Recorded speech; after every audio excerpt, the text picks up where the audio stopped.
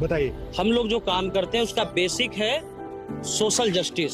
हम उसमें जो पॉइंट रखते हैं, यहाँ सब बैकवर्ड और माइनॉरिटी और दलित समाज के लोग हैं, और इसमें हम लोग ने एक ग्रुप बनाया है पूरे बिहार में।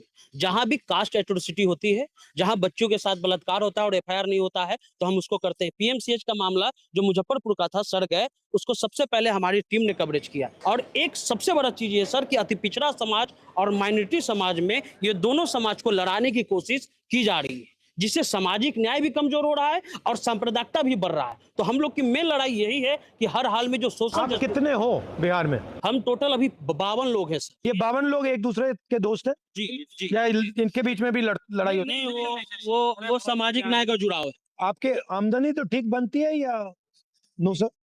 बट आपको फाइनेंशियली नहीं होता। मेरा नाम सुमन है, मैं खबर लहरिया आप अकेली लड़की हो? जी जी, खबर लहरिया न्यूज चैनल में एज ए सीनियर रिपोर्टर के रूप में काम करती हूँ।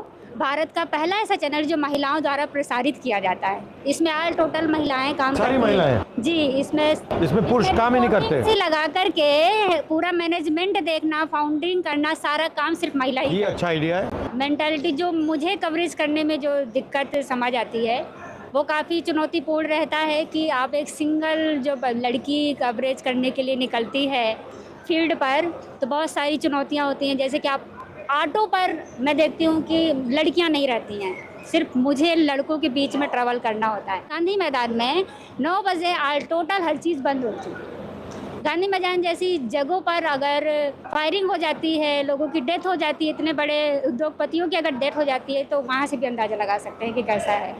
ये सब चीज़ें नोटिस है हमारी। सर मेरा नाम अमान मलिक है और हम बिहार के सबसे पिछड़े जिले से आते हैं जहाँ ट्रेन नहीं चलती है। पहली समस्या तो ये है हमारी। दूसरी समस्या ये है कि सर हम पटना यूनिवर्सिटी के मास कॉम के स्टूडेंट हैं, बैचलर डिग्री चल रहा है। यूट्यूब और फेसबुक एक इंडिपेंडेंट प्लेटफॉर्म है जहाँ हम अपनी बात रखते हैं, रख रहे हैं। आपको अजीब नहीं लगता? मुझे लगता है, पता नहीं आपको लगता है या नहीं, कि आज अगर हिंदुस्तान का एक राजनेता हिंदुस्तान के लोगों से कम्युनिकेट करना चाहता है तो उसे अमेरिकन चैनल यूज करना पड़ता है, या फेसबुक या यूट्यूब या इंस्टाग्राम या गूगल। मतलब ये हमारे नहीं है। जिस दिन ये आपको बंद करना चाहें ये बंद कर देंगे। मेरा पूरा मतलब शैडो बैन चलता है। तो थोड़ा मुझे अजीब लगता है कि पहले क्या होता था, हिंदुस्तान के नेता अपने लोगों से डायरेक्टली बात कर सकते थे, फिर ठीक है मीडिया हुआ करता था, न्यूट्रल तो नहीं कह सकते बट बात तो दिखा देता था। अब मीडिया बिल्कुल नहीं दिखाता, विपक्ष की बात टोटली जीरो, खत्म।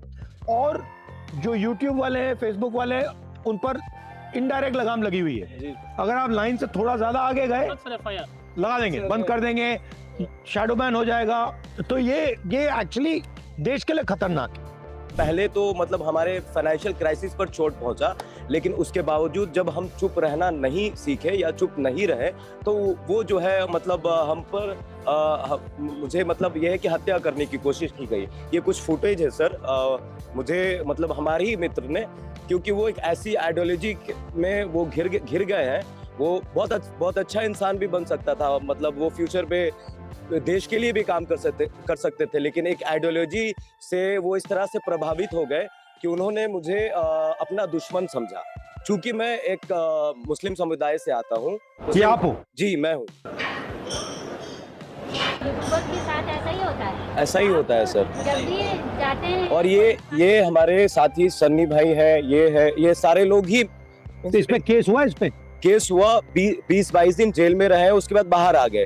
और हमने भी मतलब उसके बाद ज्यादा एक्शन लेने की इसलिए कोशिश नहीं की सर, क्योंकि बार-बार कॉलेज। ये तो अटेम्प्टेड मर्डर है। हाँ, अटेम्प्ट टू मर्डर है सर। वो 20 दिन में बाहर आ गए और अभी भी थ्रेट मिलता है सर कि केस उसी से? हाँ उसी से सर, अभी भी थ्रेट मिलता है। और मुझे लगता है कहाँ का है ये पटना यूनिवर्सिटी का मामला है सर। और ये पहला केस नहीं है, ये सिर्फ मेरे साथ, वहाँ स्टूडेंट के साथ भी होता है। मतलब बहुत बुरा बर्ताव होता है सर। मतलब हम लोग वो काम कर रहे हैं सर जहाँ पर मेन स्ट्रीम के लोग नहीं पहुंच पाते हैं, हम वहाँ पहुंचते हैं। कोविड में मेरी मम्मी एक्सपायर कर गई, तो मुझे ये इंस्पिरेशन मिला कि मुझे इस फील्ड में आना है, क्योंकि मैंने भेदभाव देखा कोविड के समय में सर। मैं क्लियर ये बोल रहा हूँ आपसे कि मैंने भेदभाव देखा, और वो भेदभाव किस आधार पे वो आप बेहतर जानते हैं, आपके सामने बैठे हैं। और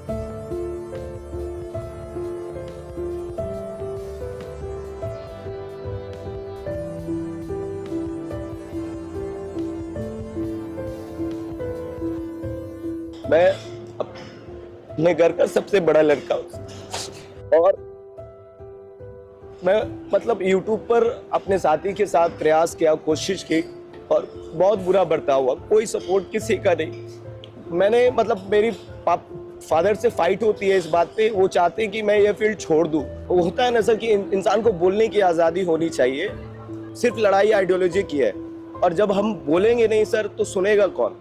तो आइडियोलॉजी जिसकी आप बात कर रहे हो ये क्या है सर आपकी आइडियोलॉजी क्या है? सर मेरी आइडियोलॉजी है कि समाज में हर तबके को बराबरी की हिस्सेदारी मिले। हम सब जिस बैकग्राउंड से आते हैं ना सर, इन्हें बोलने नहीं दिया जाता था सर। यूनिवर्सिटी में इनके साथ रैगिंग होती थी जात के आधार पर, धर्म के आधार पर। सर मेरी मम्मी सबके साथ हुआ? हाँ सर, मेजोरिटी में यही है सर। मेरा नाम रविकांत चौरसिया है सर। मैं बिहार के खगड़िया से हूँ। बोलता खगड़िया हमारा चैनल है और मैं इंजीनियरिंग बैकग्राउंड से आया। उसके बावजूद जिस प्रकार से था कि समाज के अंतिम पंक्ति के खड़े लोगों की आवाज बन सकूं, पिछले 5-6 सालों से सर खगड़िया जो 7 नदियों से घिरा है, गरीबी है और काफी सर जो है विस्थापित परिवार है। नदी के किनारे जो बसावट है, लोगों के घर कट चुके रहते हैं। इस तरीके की जो समाज की जो जनहित वाली जो समस्याएं हैं सर, वो मेन स्ट्रीम मीडिया में कभी नहीं दिखाती रही है और ना ही दिखाते हैं लोग। हमने प्रयास किया कि एक छोटी सी शुरुआत की और उसके बाद बहुत सारा लोगों का सर प्यार मिला। लेकिन जिस प्रकार से सर यातनाएं जो हम लोगों को मिलती रही है, जदयू के विधायक हैं डॉक्टर संजीव परवत्ता विधानसभा से सर, वो अनगिनत ऐसे जो है सामाजिक न्याय वाले लोग जो दलित हैं, पिछड़ा हैं, उनके ऊपर झूठा मुकदमा कराकर सर जेल भिजवाते रहे हैं। और अगर वो पीड़ित परिवार हमारे पास आकर के अगर अपनी बात को रखना चाहे और अगर हमने उनके वीडियोस को चलाया, उसके बाद सर वो धोखे से मुझे बुला करके अपने आवास पर उन्होंने हमारे साथ बहुत मारपीट की सर। किसी तरीके से हम वहाँ से सर जान बचा करके निकले। जब हमने थाने में FIR दर्ज कराई सर, हमारे केस फॉल्स हो गए और उनके द्वारा हमारे ऊपर 2-2 फर्जी मुकदमे करा दिए गए।